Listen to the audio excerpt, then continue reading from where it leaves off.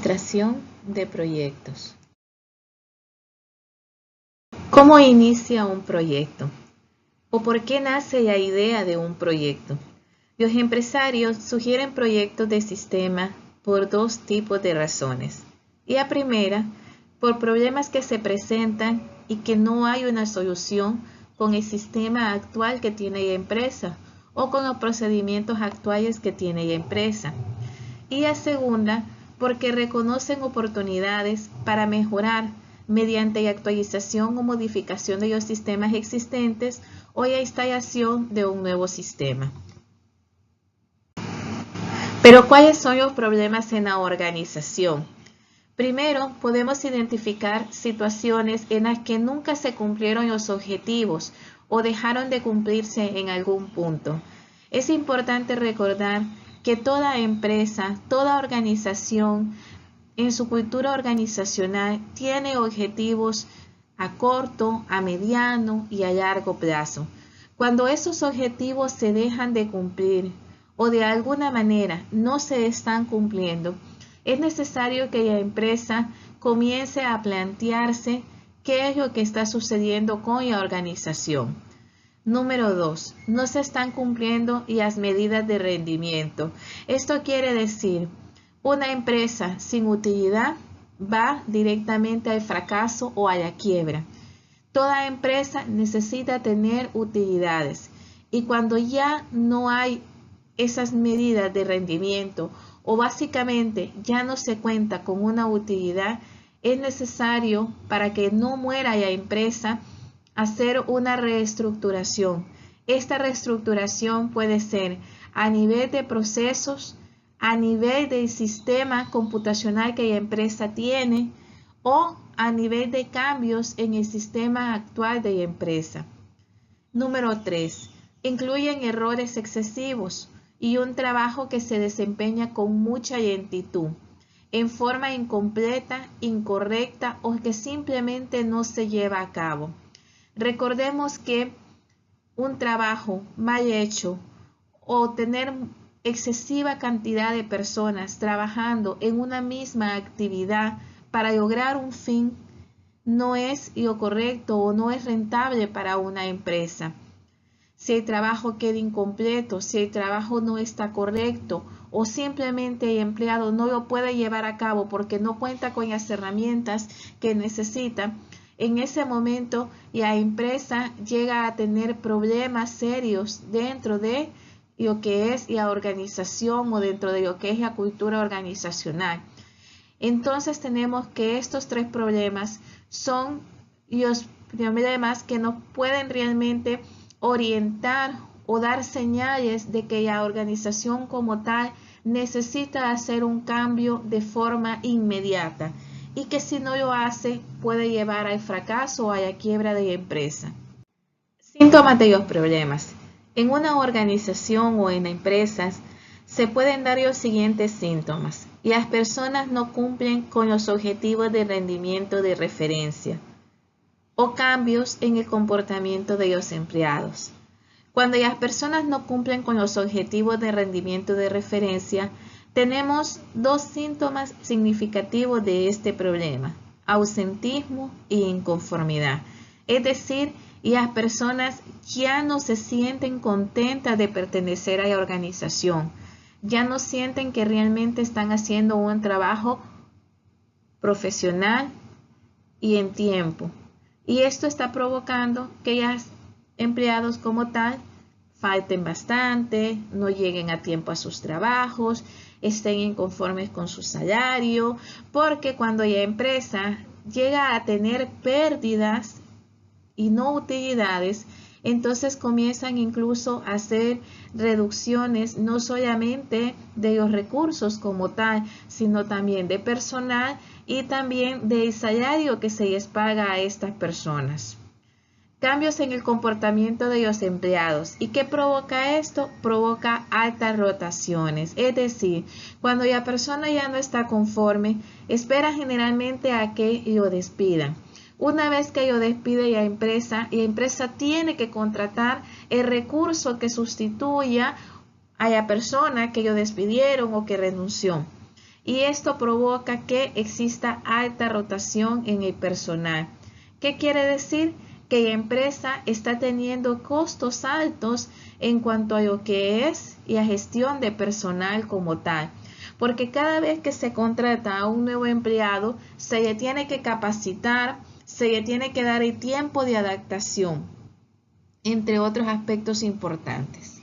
Ahora bien, ¿qué obtiene la organización en base a los problemas que se le presentan dentro de su institución? Primero que todo, quejas. Las quejas o sugerencias de los clientes, distribuidores o proveedores. Es decir, cuando ya el servicio que se da por parte de la empresa es un servicio deficiente y que esto provoca muchas quejas de parte de los clientes, incluso de los distribuidores o de los proveedores. Otra de las características es la pérdida de venta o reducción en las mismas. Es decir, un cliente insatisfecho no vuelve a comprar, un cliente insatisfecho no vuelve a ir a la empresa, un cliente insatisfecho hace mala reputación a la empresa. Por esa razón, esos dos resultados, tanto las quejas como las pérdidas, hacia una empresa son resultados críticos que pueden llevar a la empresa a cualquier quiebra. Los roles para el analista de sistema cambian sutilmente cuando se inician los proyectos. Definición del problema. El analista primero define los problemas y objetivos en el sistema. La definición del problema contiene una declaración del mismo, sintetizado en 1 o 2 párrafos. Puede ser muy específicos o se pueden redactar mediante una declaración general. Contienen los requerimientos, las cosas que se deben lograr, junto con posibles soluciones y las restricciones que limitan el desarrollo del sistema.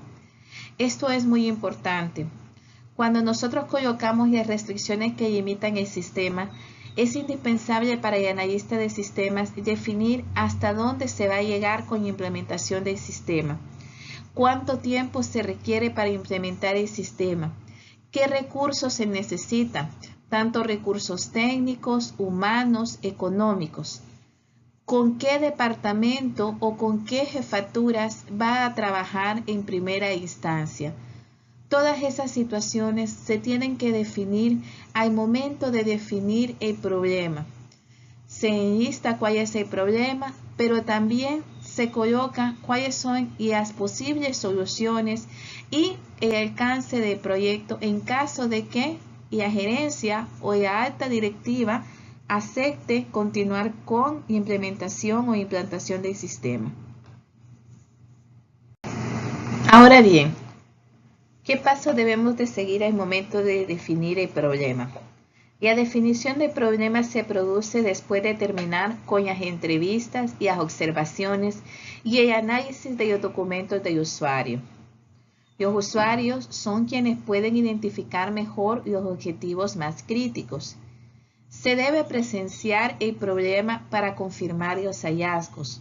Es decir, no podemos nosotros decir que es el problema si nosotros mismos no lo hemos visto, no hemos revisado, no hemos diagnosticado. No solamente nos podemos dejar ir o llevar por la documentación que nos presentan, sino que todo tiene que ser un conjunto entre lo que se observa durante el proceso de observación que lleva el analista de sistemas, así como las entrevistas, los cuestionarios que se aplican a los usuarios y el análisis de la documentación y de los procesos actuales que cuenta la empresa. Pedir a los usuarios que asignen una ponderación para cada cuestión o objetivos. Es decir, una vez que identificamos cuál es el problema medular de la empresa o cuáles son los diferentes problemas que generan el problema medular de la empresa, podemos venir y colocar ponderaciones a cada uno de esos ítems. Esas ponderaciones, quienes ya van al final a colocar o las van a valorar, son los usuarios finales. Y esto es muy importante debido a que lo que para el analista puede ser importante, porque puede ser una actividad que requiera realmente o que provoque muchas pérdidas a la empresa, es posible que no sea realmente esa la actividad que más provoque pérdidas a la empresa, sino que exista otra actividad que, aunque para nosotros consideremos que no es tan importante, es posible que para el usuario final que utilice el sistema considere que es una de las actividades más críticas que puede generar mayor problemas a la empresa. Selección del proyecto. El analista debe de tener razones muy claras para recomendar un estudio del sistema. Se cuenta con 5 criterios específicos para la selección de proyectos. Número 1. Contar con el respaldo de la administración. Si no contamos con el respaldo de la administración o de la alta gerencia para poder proceder a hacer el análisis para la factibilidad del proyecto, entonces definitivamente no estamos en nada. Si la empresa no está dispuesta a invertir ni tiempo, ni recursos, ni dinero, entonces es mejor no iniciar con el proyecto. Número 2. Que sea el momento oportuno para comprometerse con el proyecto. Es decir, que la empresa no tenga otra prioridad, sino que tenga toda la disponibilidad de tiempo y de recursos para poder trabajar en el proyecto. Y la posibilidad de mejorar y la obtención de los objetivos de la organización. Este sería el tercer criterio, es decir, un proyecto que permita poder realmente a la empresa mejorar los objetivos de una mejor forma, es decir, poder obtener lo que realmente la empresa se ha planteado a corto, mediano y largo plazo. Número 4. Que sea práctico en términos de recursos, es decir, que no se utilicen recursos innecesariamente, que únicamente se tengan disponibles para el proyecto aquellos recursos que realmente se requieran. Y por último, pero no menos importante, es que el proyecto valga la pena en comparación con las demás formas en que la organización podría invertir sus recursos. Es decir, que el proyecto realmente obtenga un valor significativo para la empresa, que realmente le permita tener una herramienta de competitividad para la institución. Determinación de la viabilidad. El estudio de factibilidad permite evaluar la viabilidad de los proyectos de sistema en base a su operación, su capacidad técnica y a su economía. Se utiliza también para recopilar datos más generales para los miembros de la administración, lo cual a su vez le permite tomar una decisión en cuanto a si se deben continuar o no con el estudio de sistema. Importante es que el tiempo para poder sacar o poder ver si el sistema o el proyecto es viable debe de ser en el menor tiempo posible. Determinar si es posible o no. El proceso de evaluación de la viabilidad es efectivo para descartar, número 1, proyectos inconsistentes con los objetivos de la empresa. Número 2, que requieren una capacidad técnica imposible.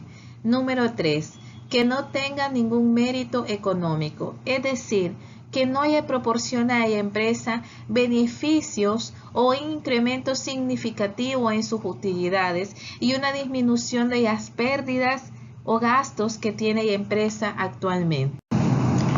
Vamos a evaluar las características que deben de considerarse al momento de evaluar cada una de las viabilidades.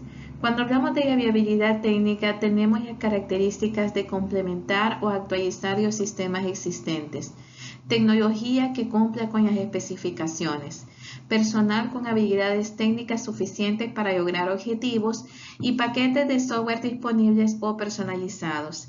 En la viabilidad técnica, En la viabilidad técnica evaluaremos básicamente todo lo que conlleva con qué tan preparada está la organización a nivel de infraestructura, a nivel de tecnología, a nivel de personal, especialmente en el área de IT o informática para poder dar el soporte que se requiere, a nivel de paquetes si se cuentan con licencias, tanto a nivel de bases de datos como a nivel de sistemas operativos y sistemas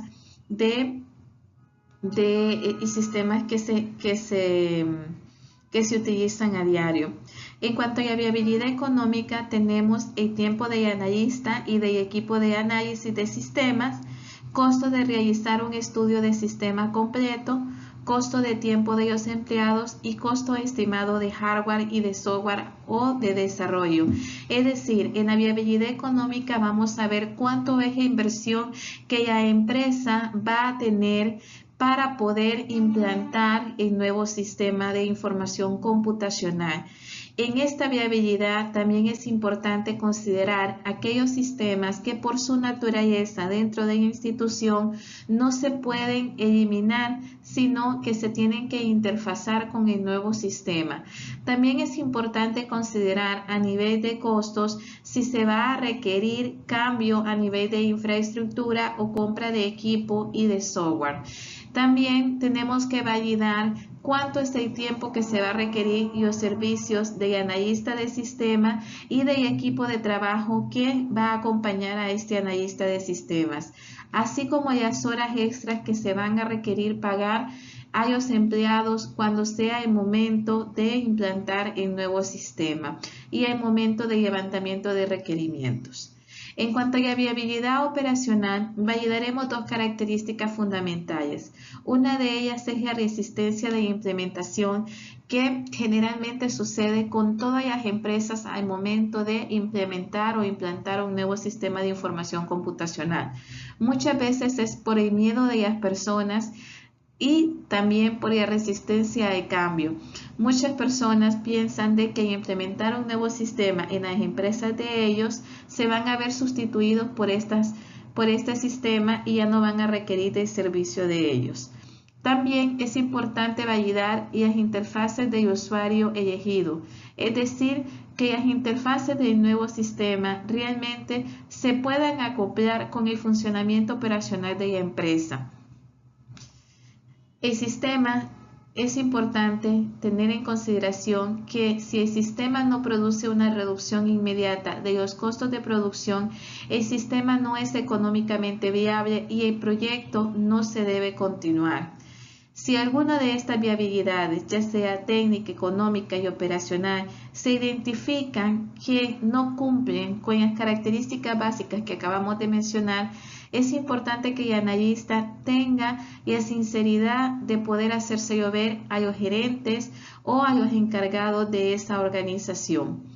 También depende del recurso humano disponible para el proyecto e implica la acción de pronosticar si el sistema funcionará y se utilizará una vez instalado. Esto es bien importante porque el 90% del éxito de una implementación de sistema depende de qué tanto recurso humano esté disponible para hacer que este sistema sea funcional.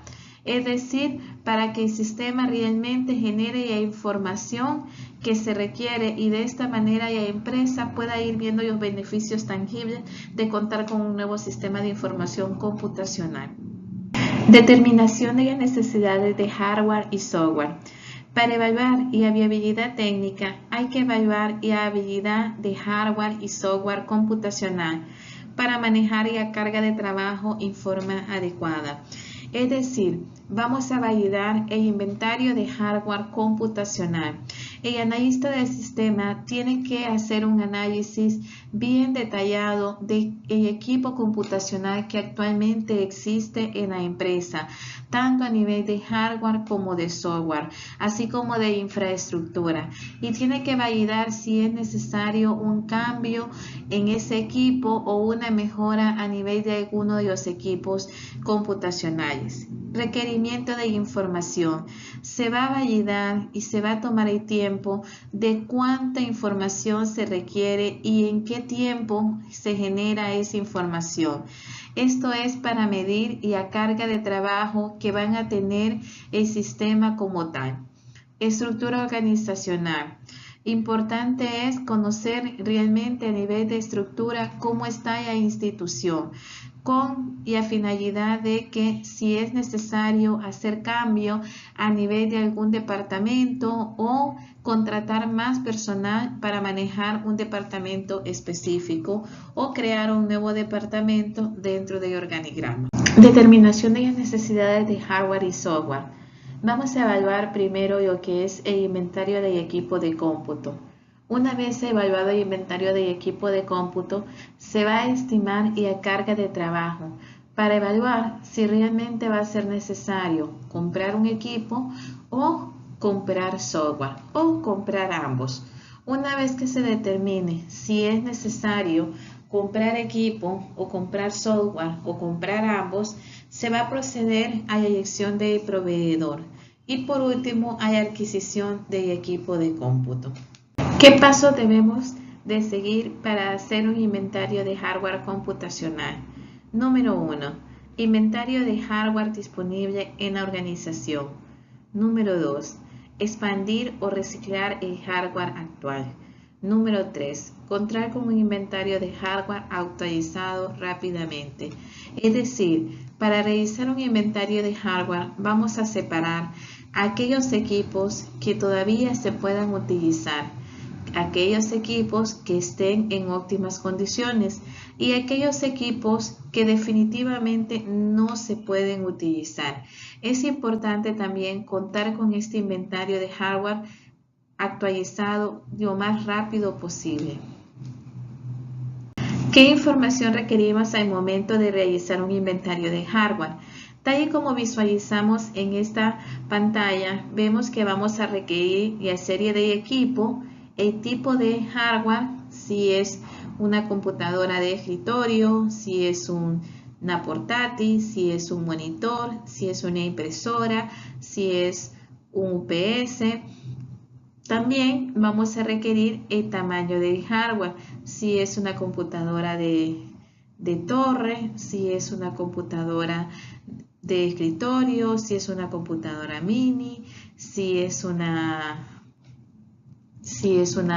portátil, y también vamos a requerir la capacidad de la memoria RAM y la capacidad de procesamiento, así como la capacidad de UPS. También el modelo comprado, la fecha de compra y el número de costo de la factura. Es muy importante también tener el tiempo de garantía de este equipo. ¿Cuál es el tiempo de garantía que a este equipo le queda? Si 1 año, 2 años, 3 años o si ya no queda más garantía para este equipo. Al momento de realizar el inventario de hardware computacional, vamos a tomar ciertas características como parámetro. Primero que todo, el tipo de equipo, modelo y fabricante. Vamos a identificar si es una computadora de escritorio, si es una portátil, cuál es el modelo de estos equipos y el fabricante, si es Dell, si es HP, si es Apple. También el segundo punto es el estado de funcionamiento del equipo. Si el equipo se encuentra en buen estado, si el equipo se encuentra en mal estado o si el equipo está regular. Como tercer punto, la edad estimada del equipo, es decir, hace cuánto la empresa adquirió ese equipo, si hace 1 año, si hace 2 años, dependiendo del tiempo que la empresa haya adquirido el equipo. ¿Y cuál es la vida proyectada del equipo? Para esto va a depender mucho del lugar donde esté ubicado ese equipo. Generalmente la vida proyectada de un equipo es de 3 a 5 años. Pero muchas veces estos equipos de cómputo están expuestos en lugares donde las temperaturas de calor son excesivas, adicionalmente a que hay lugares donde hay demasiado polvo. Todo esto va quitando tiempo a la vida útil de los equipos. Ubicación del equipo físico, dónde está ubicado físicamente ese equipo, departamento o persona responsable del equipo y arreglo financiero sobre el equipo, si el equipo es propio, si es alquilado o es rentado. Estimación de la carga de trabajo. Vamos a formular cifras que representen la carga de trabajo actual y pronosticada para el sistema, es decir, para saber cuánto es lo que se va a necesitar o qué tan cargado va a estar el sistema, es necesario partir del trabajo actual y cuánto tiempo lleva realizar ese trabajo con el sistema que ellos utilizan actualmente. En base a esto, pronosticamos cuánto tiempo se lleva en realizar la misma tarea pero con el nuevo sistema, para medir la carga de trabajo en cuanto a la eficiencia de tiempo. También es importante identificar que muchas veces cuando se quiere un nuevo sistema de información computacional, áreas donde antes no utilizaban el sistema van a utilizar el sistema. Entonces es importante poder hacer un comparativo de cómo estábamos antes y cómo vamos a estar con el nuevo sistema de información computacional. Y la innovación tecnológica superiores pueden dictar el reemplazo del hardware. Esto es bien importante porque muchas veces el equipo está en buen estado, pero no es lo suficientemente potente para trabajar con el nuevo sistema de información computacional que se va a instalar, o se va a requerir de más recursos a nivel de el tipo de hardware o software que se tenga. Por tal razón, la innovación tecnológica va a dictar también una parte muy importante si es necesario o no hacer el cambio de hardware. Por otro lado, tenemos la comparación de la carga de trabajo del sistema existente y el propuesto.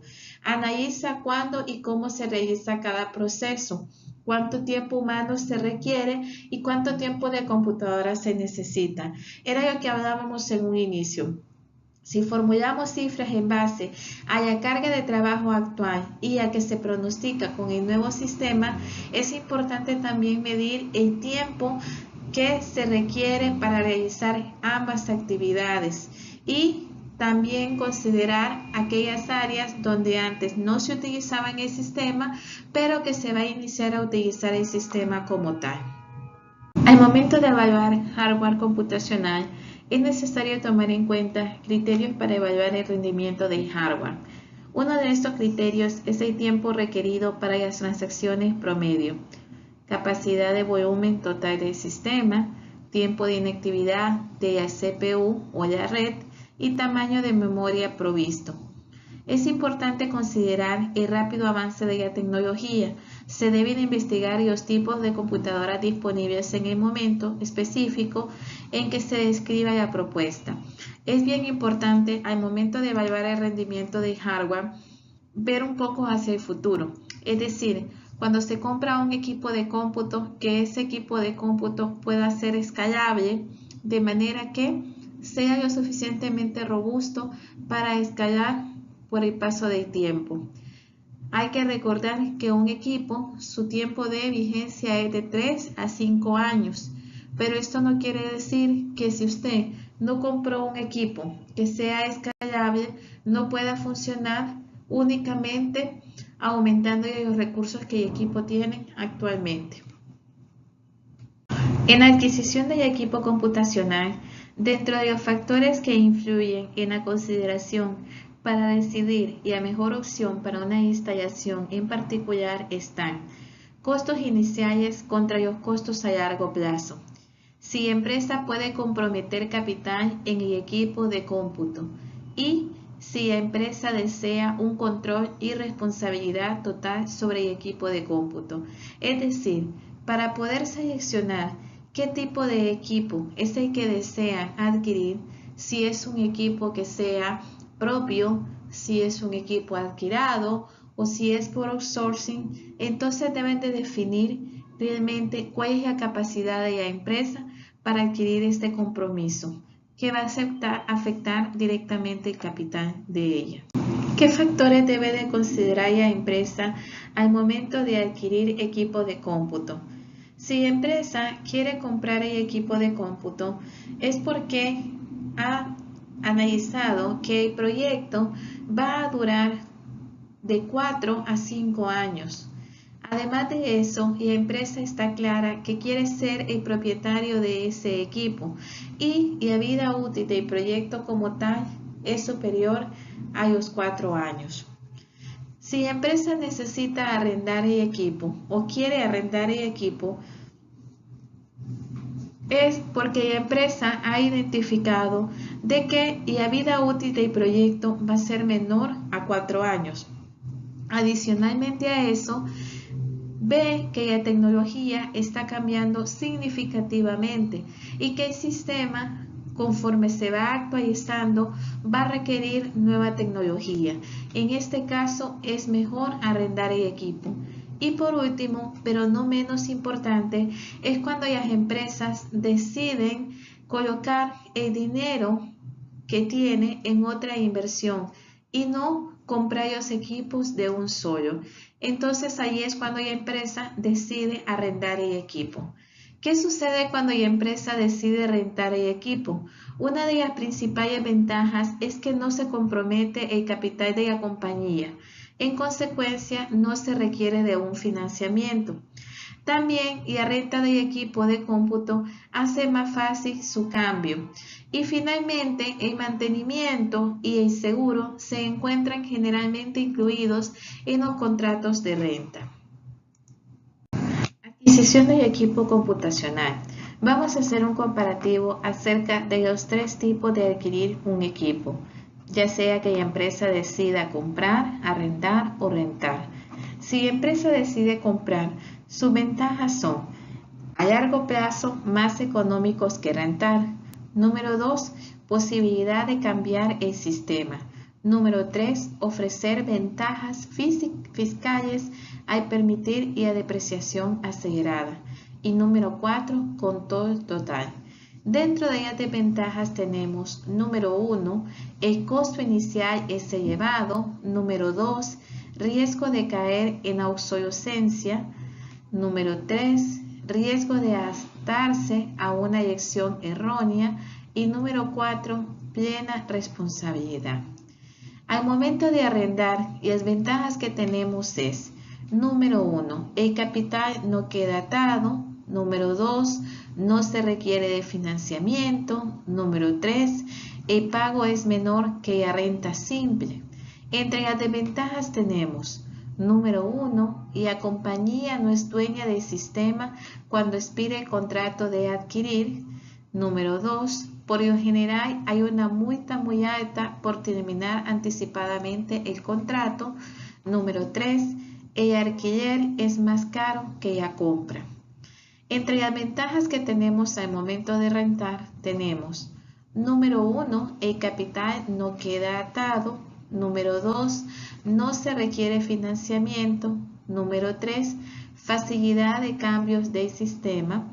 Número 4, por lo general incluye el mantenimiento y seguro. Entre las desventajas que tenemos al momento de rentar tenemos, número 1, la compañía no es dueña del equipo. Y número 2, los costos son muy altos porque el proveedor asume el riesgo. Es la alternativa más cara.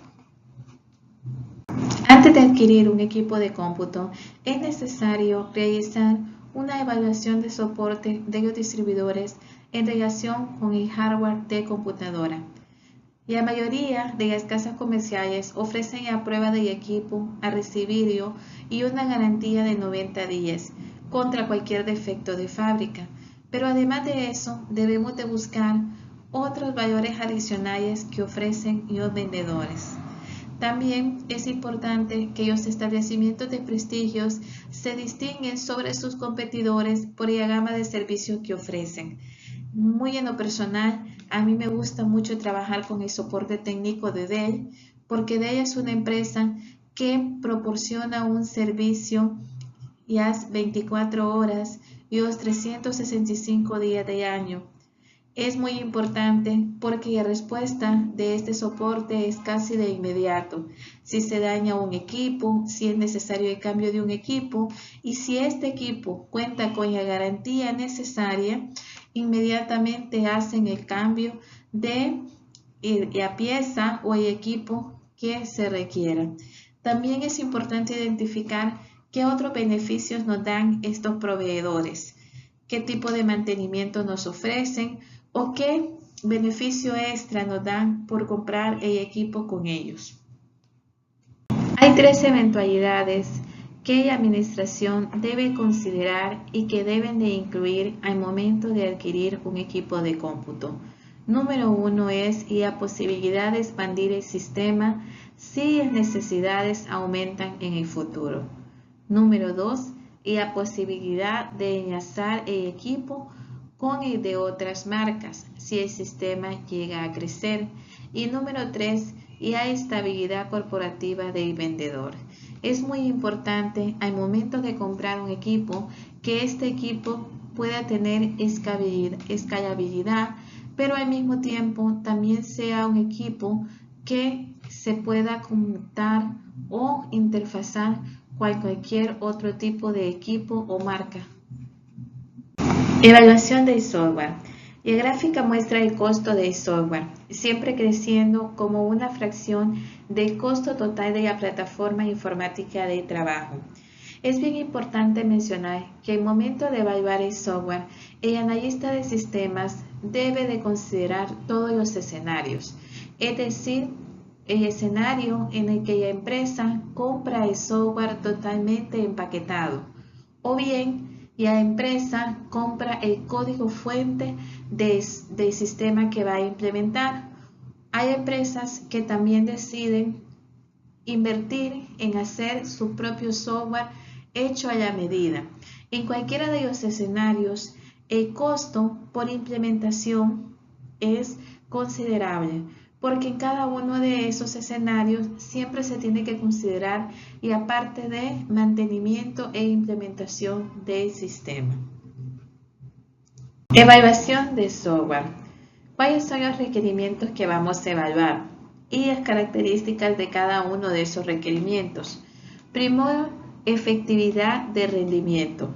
Las características que tenemos que evaluar son poder realizar todas las tareas requeridas, poder realizar todas las tareas deseadas, pantalla de visualización bien diseñadas y capacidad adecuada. Segundo, eficiencia de rendimiento. ¿Cuáles son las características que tenemos que evaluar? Tiempo de respuesta rápido, entrada eficiente, salida eficiente, almacenamiento de datos eficiente y respaldo eficiente. En cuanto a la facilidad de uso, tenemos que evaluar interfaces de usuario satisfactorios, menú de ayuda disponibles, archivo léame para los cambios de último minuto, interfaz flexible, retroalimentación adecuada y buena capacitación para recuperarse de errores. También tenemos el requerimiento de flexibilidad. Las características que hay que evaluar en este requerimiento son opción para la entrada, opción para la salida, que se pueda usar con otro software. Otro de los requerimientos es la calidad de documentación, donde tenemos que evaluar buena organización, tutoriales en línea adecuadas y sitio web con sesiones de preguntas frecuentes. También tenemos lo que son los soportes del fabricante, y entre las características que tenemos que evaluar es línea directa de software técnico, boletín de noticias, correo electrónico, sitio web en donde se puedan descargar las actualizaciones del producto y adicionalmente la línea directa con el área de soporte técnico. Identificación, pronóstico y comparación de los costos-beneficios. Los costos y los beneficios del sistema propuesto de cómputo se interrelacionan y con frecuencia dependen entre sí. La decisión para continuar con la propuesta del sistema se basará en el análisis de los costos y los beneficios y no en los requerimientos de información. Muchas veces los beneficios se miden por sus costos. Pronósticos. El analista del sistema cuenta con números modelos de pronósticos. La condición principal es la disponibilidad de datos históricos. Si no se dispone de ellos, el analista debe de seleccionar alguno de los métodos de criterio como: número 1, estimación de la fuerza de ventas. 2, encuestas que estimen la demanda del cliente. 3, estudios DEFI.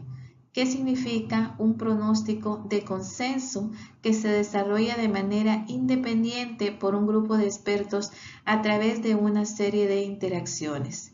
Y por último, creación de escenarios, elaboración de analogías históricas, es decir, los pronósticos y le permitirán al analista del sistema saber dónde estamos y hacia dónde va la compañía.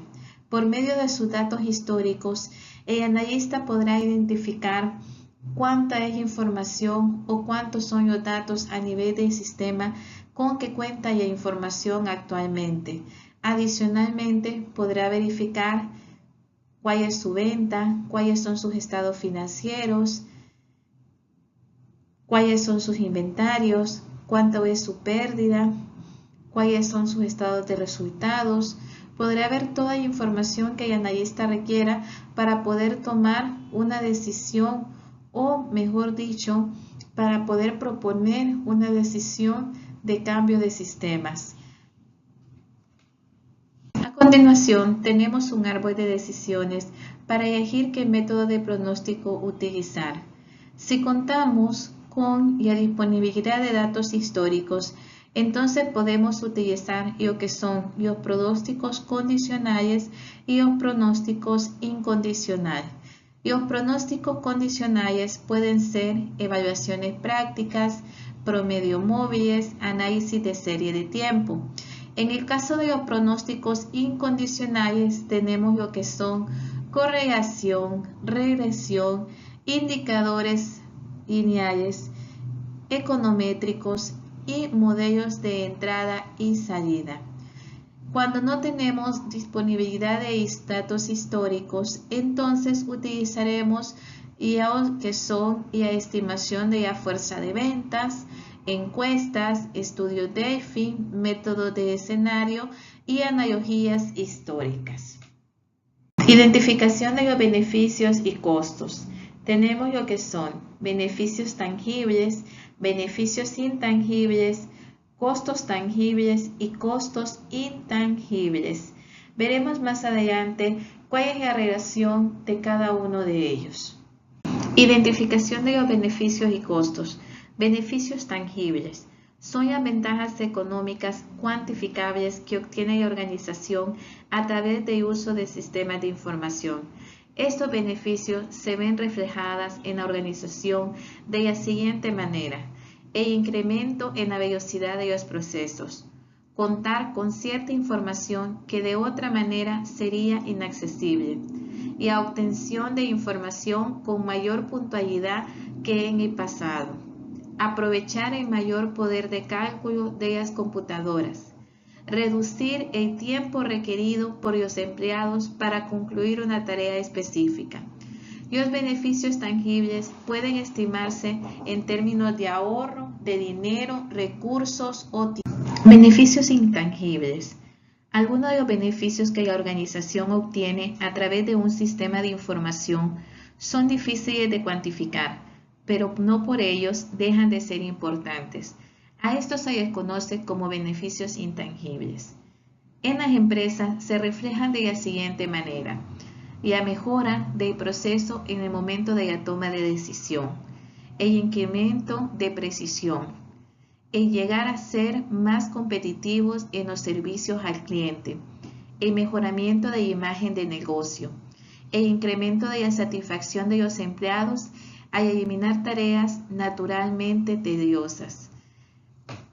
Realmente los beneficios intangibles no se pueden tocar, pero sin embargo, como lo vimos ya anteriormente, sí son beneficios que se perciben directamente en la satisfacción de la institución como tal, tanto a nivel de los clientes como a nivel de los usuarios o de los recursos humanos que trabaja en esa empresa. Los costos tangibles son aquellos que pueden proyectar con precisión el analista de sistemas y el personal de contabilidad. Entre los costos intangibles que tenemos está el costo del equipo, como computadoras, terminales, a nivel también de equipos de telecomunicaciones, de software. El costo de los recursos. Aquí estamos hablando tanto de recursos humanos como también de los recursos materiales que se requieren.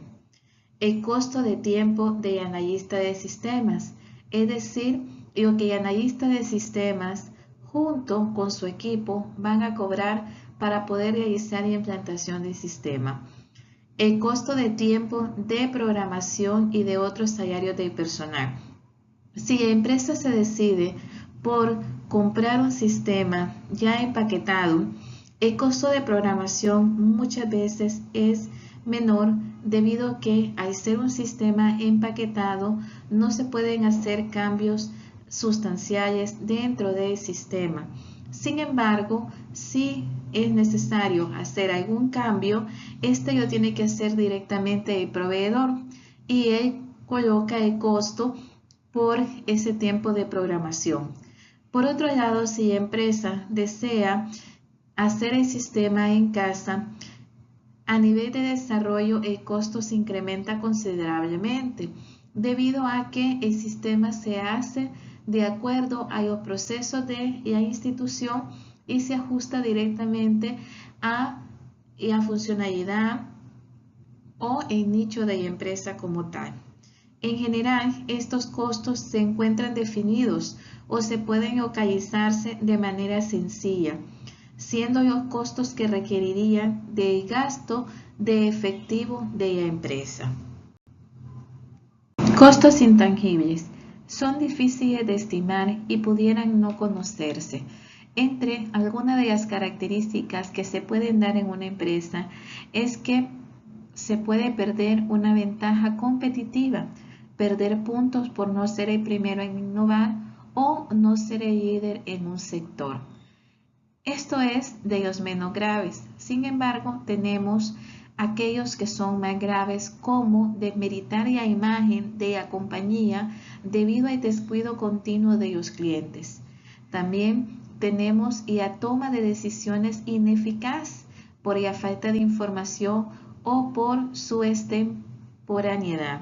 Es decir, contar con información ya cuando ya no podemos hacer nada o que la información ha sido mucho después del tiempo requerido para poder tomar una decisión oportuna.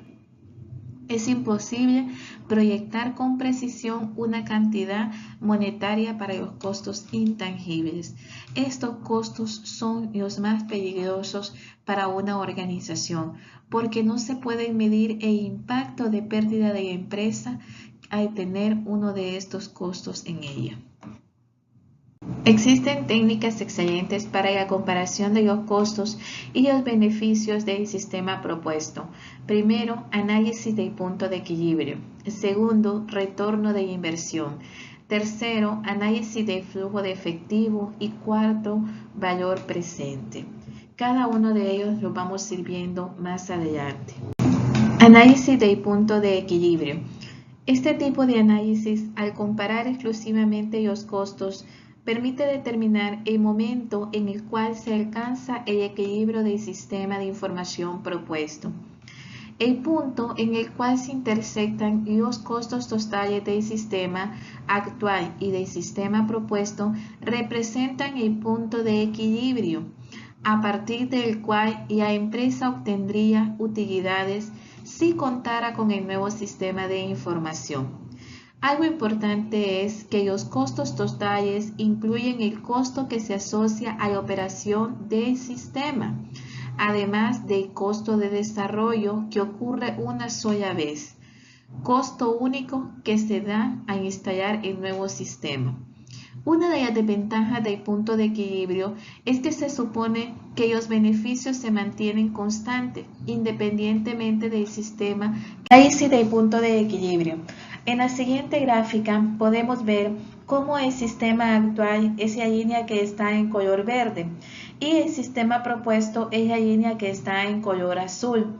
Cuando vemos la línea que está en color verde, vemos que el sistema en el primer año tuvo un costo de $20,000. Ese fue su costo inicial.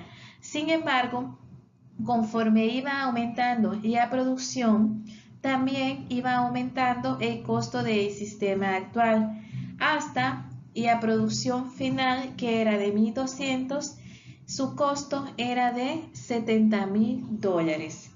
Ahora bien, vemos que con el sistema propuesto, si bien es cierto, el costo inicial del sistema es de $30,000, estamos hablando de $10,000 más de lo que costó el sistema actual.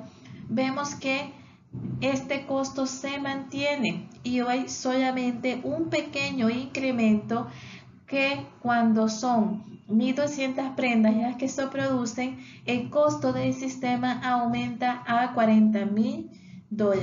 Claramente vemos que la empresa va a tener un ahorro aproximadamente de $30,000 con referencia al sistema actual. Análisis de flujo de efectivo. El análisis de flujo de efectivo examina la dirección y la magnitud y el patrón del flujo de efectivo que se asocia con el sistema de información propuesto. El proponer el reemplazo de un viejo sistema por uno nuevo y que no genere efectivo adicional para la empresa, únicamente habrá gasto de efectivo asociado con el proyecto.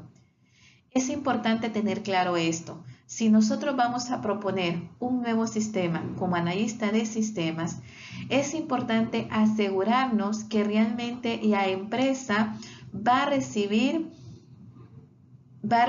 nuevos ingresos y sus ingresos se van a ver significativamente aumentados, y no que la empresa únicamente va a tener gastos. Si es así, es preferible dejar de recomendar la implementación de un nuevo sistema. El sistema propuesto debe de incrementar la utilidad junto con los recursos gastados. El siguiente cuadro nos muestra un claro ejemplo de análisis de flujo de efectivo. Para el primer año hemos dividido en 4 trimestres. En nuestro primer trimestre, nuestros ingresos son aproximadamente de $5,000 y nuestros costos, donde estamos tomando en cuenta el desarrollo del software, el personal, la capacitación, el rendimiento del equipo, y las provisiones y el mantenimiento, que si ustedes se fijan en el primer trimestre es 0, el costo total es aproximadamente de $26,000. Si nosotros restamos nuestros ingresos menos nuestro costo total, el flujo de efectivo para el primer trimestre es de menos $21,000 y nuestro flujo de efectivo acumulado sería igual, de menos $21,000.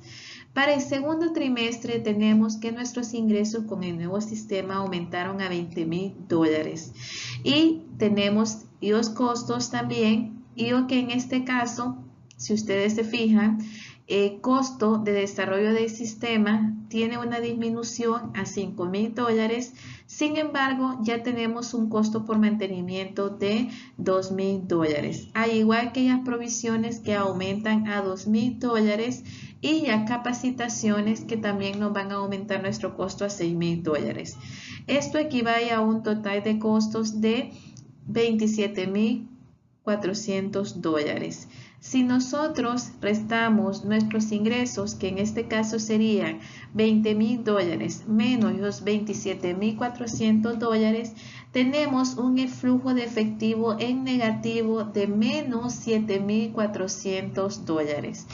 Y nuestro flujo de efectivo acumulado, que es de menos $28,400.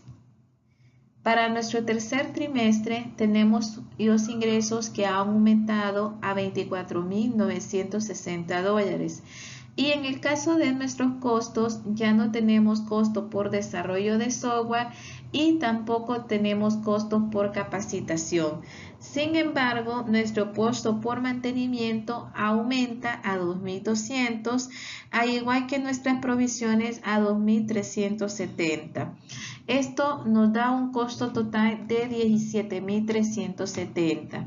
Si nosotros restamos nuestros ingresos, que en este caso son 24.960, menos nuestro costo total, que son 17.370, nos da un valor en positivo de 7.590. Sin embargo, nuestro flujo de efectivo acumulado persiste en negativo con menos 20.810. Para el último trimestre del primer año, tenemos que nuestros ingresos con el nuevo sistema aumentaron a $31.270. Como en nuestros costos ya no tenemos el desarrollo de software, tampoco tenemos capacitación, sí aumenta lo que es nuestro costo por mantenimiento y nuestras provisiones a un costo total de 18.670. Nuestro flujo de efectivo en este caso sería 31.270 menos nuestro costo total, que son 18.670, nos da un valor en positivo de 12.600. Sin embargo, nuestro flujo de efectivo acumulado aún permanece en negativo, o sea, en pérdida, con menos 8.210. Para el segundo año, ya en el primer trimestre, nuestros ingresos al utilizar el nuevo sistema nos han generado $39.020. Ya no tenemos costos por desarrollo, tampoco por capacitación. Sí aumenta nuestro costo de mantenimiento y provisiones. En total, los costos totales serían de $20.090. Lo que equivale a un flujo de efectivo de 18.930. Bien, podemos notar que nuestro flujo de efectivo acumulado ya está en positivo. Quiere decir que al segundo año, en el primer trimestre, la empresa comienza ya a obtener utilidades con 10.170 de flujo de efectivo acumulado. Valor presente. El análisis del valor presente auxilia al analista del sistema para presentarle a los tomadores de decisiones de la empresa el valor de inversión en el tiempo, así como el flujo de efectivo asociado con el sistema de información. El valor presente es la manera de valorar todos los recursos económicos gastados y generados a lo largo de la vida útil del sistema y de compararlos con costos actuales con los costos futuros y los beneficios actuales con los beneficios futuros. El valor presente es el costo-beneficio medido a valor actual de efectivo y depende del costo de dinero. El siguiente cuadro muestra un ejemplo de valor presente. Es importante denotar que esta técnica se utiliza generalmente cuando el tiempo de vida del sistema va a ser superior a los 4 años.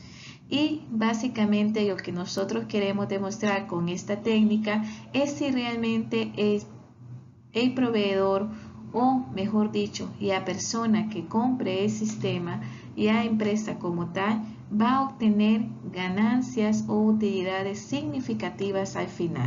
El uso de los métodos anteriores dependen en primera instancia de cuál metodología se emplee y se acepte dentro de la organización. Sin embargo, como lineamientos generales, conviene enunciar lo siguiente. Utilizar el análisis del punto de equilibrio si el proyecto necesita justificarse con base en su costo y no en sus beneficios, o si los beneficios no mejoran de manera sustancial con el sistema propuesto. Utilizar el análisis de flujo de efectivo cuando el proyecto sea costoso en relación con el tamaño de la empresa o cuando el negocio se vea afectado de manera significativa por una gran sangría de fondo. Utilizar el valor presente cuando el periodo de inversión sea largo o cuando el costo de financiamiento sea elevado. Planeación y control de las actividades. La administración de proyectos incluye las tareas generales de planeación y control. La planeación incluye seleccionar, es decir, El administrador de proyectos va a seleccionar un equipo de análisis de sistema que le va a apoyar. Asignar. Va a asignar a los miembros del equipo a los proyectos apropiados. Estimar. Va a estimar el tiempo requerido para completar cada tarea, es decir, para que al momento de llevar la calendarización no se quede una tarea sin haber estimado su tiempo de ejecución y de esta manera no quede desfasado al momento de implantar el proyecto.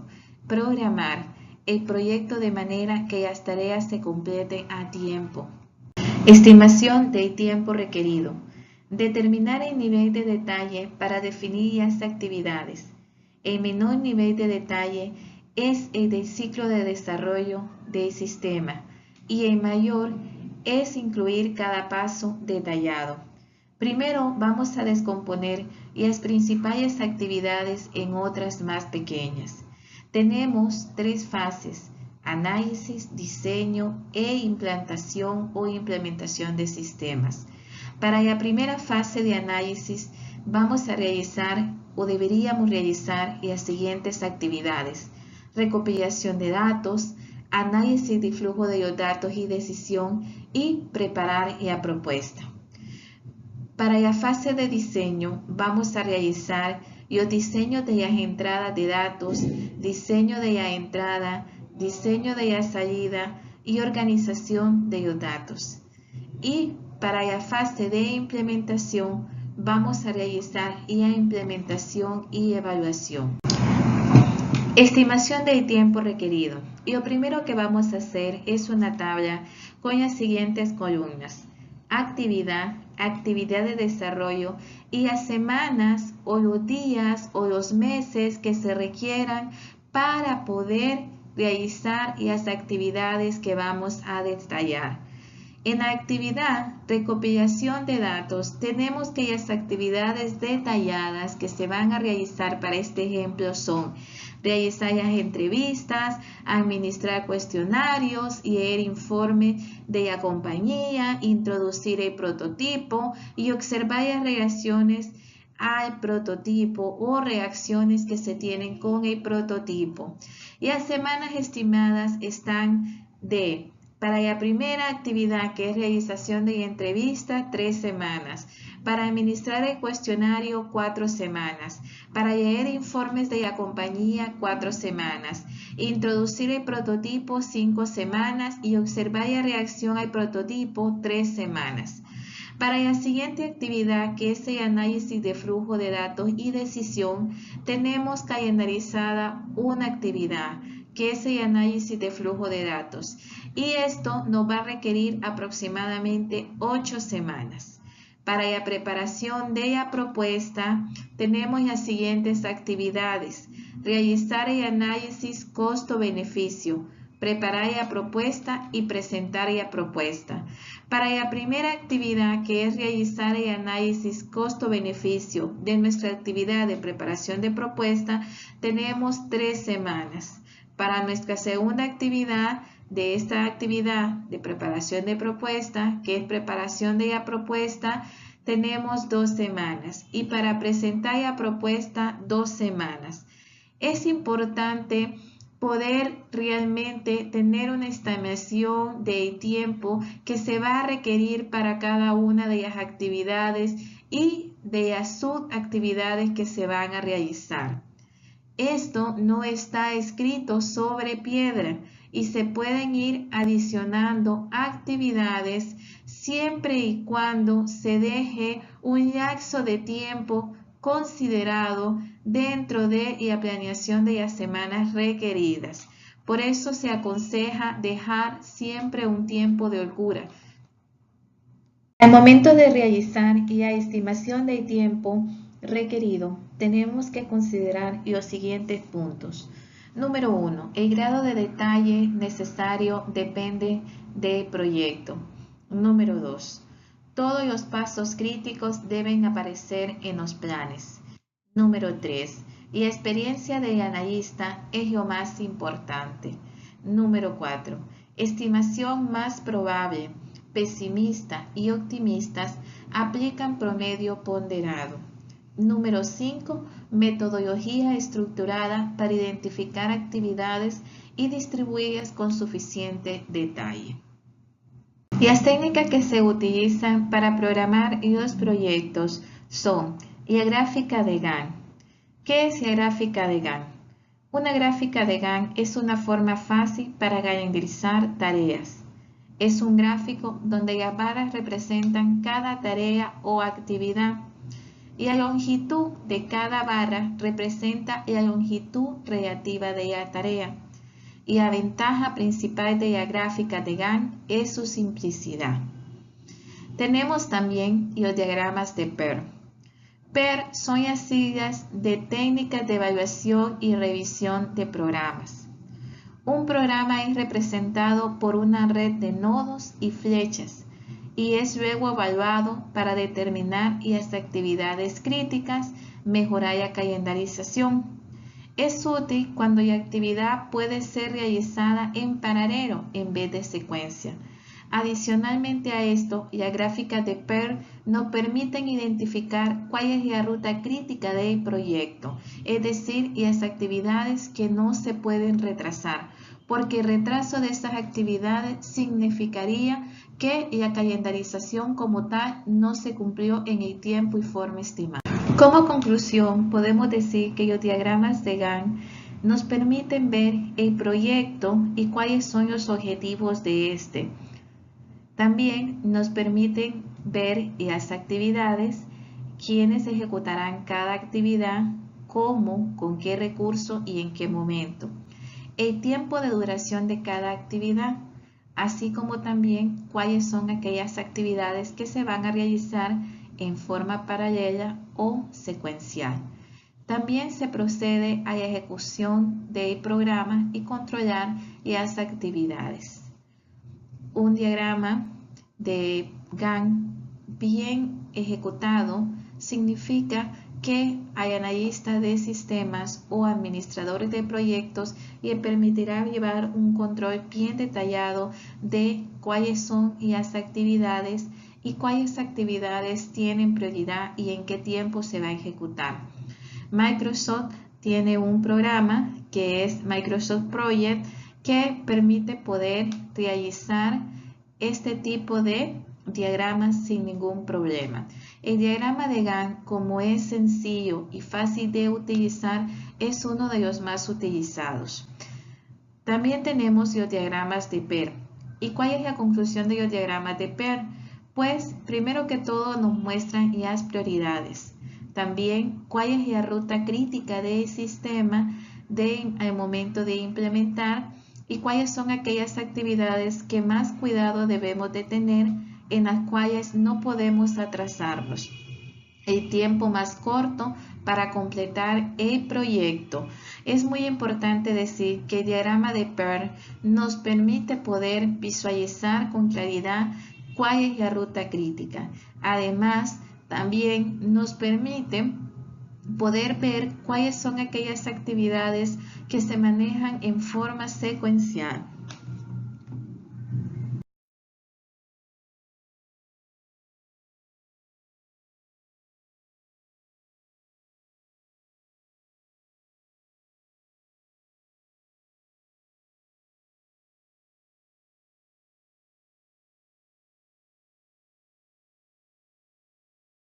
Administración de proyectos.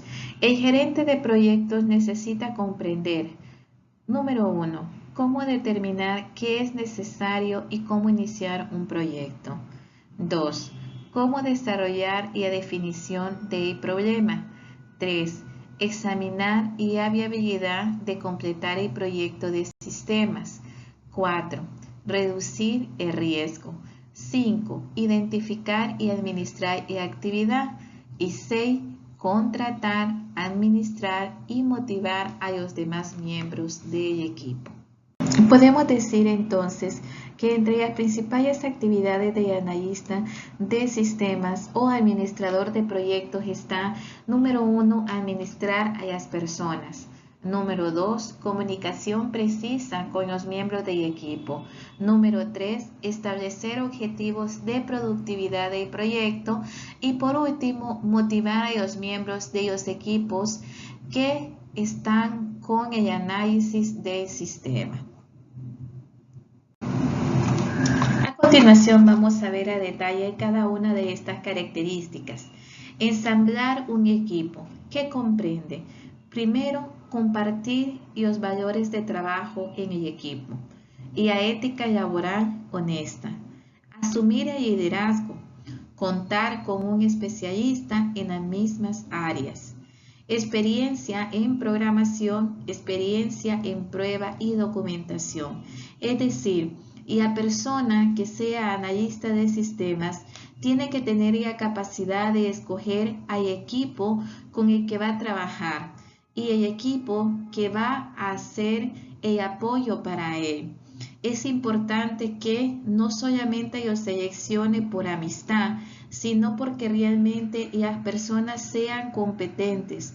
Asimismo, puedan tener las experiencias que se requiere en el área donde va a ser asignado, es decir, en el área de desarrollo o en las áreas de recolección de información, análisis de la misma, creación de flujo, identificación de cuáles son los problemas más los que más aquejan a la empresa, cuáles son las posibles soluciones, experiencia en todos los sentidos, en prueba, en documentación. Es decir, ellos van a poner a una persona que realmente tenga experiencia que se requiere para poder llevar a cabo un proyecto de implementación de sistemas. También hay estrategias de comunicaciones. Esta persona tiene que tener equilibrio entre realización del trabajo, ser líderes entre lo que son tareas y socioemocional, uno que dirija a los miembros para realizar esas tareas y otro que sea la persona que esté para lo que es las relaciones sociales. Es decir, cuando se requiere o cuando se administra un proyecto, no se puede estar en todo. Por eso se requiere otra persona con la misma experiencia de él que se pueda encargar de llevar a cabo lo que es el análisis del sistema. Resolver las tensiones, tiene que tener la habilidad el analista de sistemas para poder resolver tensiones y también la habilidad para dar las retroalimentaciones cuando sean necesarios. Los objetivos de productividad. Tiene que tener metas de productividad razonables. El equipo necesita formular los objetivos y estar de acuerdo con ellos. También la experiencia de los miembros del equipo, el desempeño en los proyectos anteriores y la naturaleza del proyecto específico. También es importante la motivación, es decir, la participación en el establecimiento de los objetivos y autonomía para lograr objetivos. Es importante darle la confianza al equipo con el que se va a contar como apoyo para el desarrollo e implementación del sistema computacional. Muy bien, llegamos a la propuesta del sistema. El propósito de los estatutos del proyecto es, número 1, identificar los objetivos, 2, determinar el alcance y 3, la asignación de responsabilidades. Se debe preparar una propuesta de sistema en la que se incluyan detalles sobre las necesidades, las opciones y las recomendaciones. ¿Qué debe incluir en la propuesta de sistema? Primero, la carta de presentación. Segundo, portada del proyecto. Tercero, índice de contenido. Cuarto, resumen ejecutivo, incluyendo las recomendaciones. Quinto, esquema de estudio del sistema con la documentación apropiada. 6, resultados detallados del estudio del sistema. 7, alternativas del sistema. 3 o 4 posibles soluciones. 8. Recomendaciones de los analistas del sistema. 9, resumen de la propuesta. Y 10, apéndices, que incluye la documentación variada, resumen de fases y lo que corresponde a toda esta fase. Es muy importante decir que lo que es la propuesta de sistema es importante, porque de la propuesta se define si se continúa con implementación o implantación del sistema o simple y sencillamente hasta esta fase se llega todo lo que es el trabajo de analista de sistemas como tal.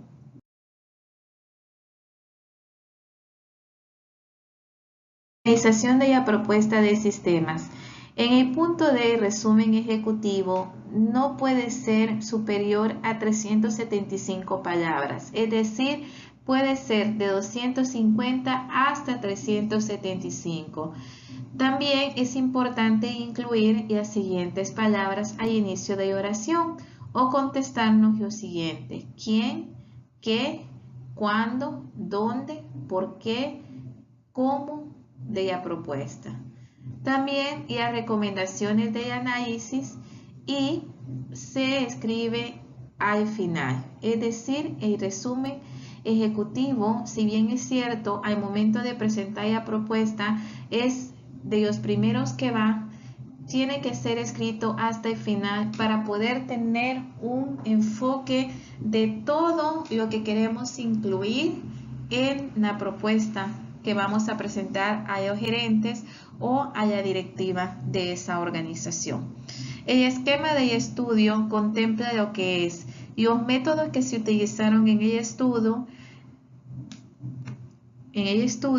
quién o qué fue lo que se estudió, los cuestionarios, las entrevistas, las muestras, las observaciones y también la creación de un prototipo. Y tenemos también lo que son los resultados detallados, que esto va a incluir las necesidades del usuario y del sistema detectadas, conclusiones sobre los problemas y las oportunidades de mejora. ¿Cuáles son las alternativas del sistema?